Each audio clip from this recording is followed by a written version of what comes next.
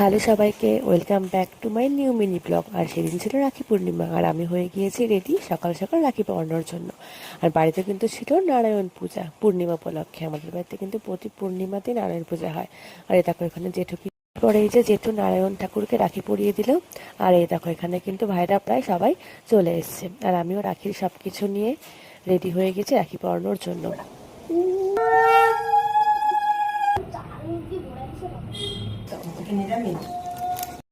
আর এটাকে দেখো, রাখি পরার আনন্দে ও তো নেচেই যাচ্ছে কন্টিনিউয়াসলি। নিউ ভাই আমার, আর এগুলো সব ওল্ড ভার্সন, সব ওল্ড ভার্সন আর নিউ ভার্সন। ভাইদের খেতে দিয়ে আমিও একটু পেট পূজা করে নিলাম।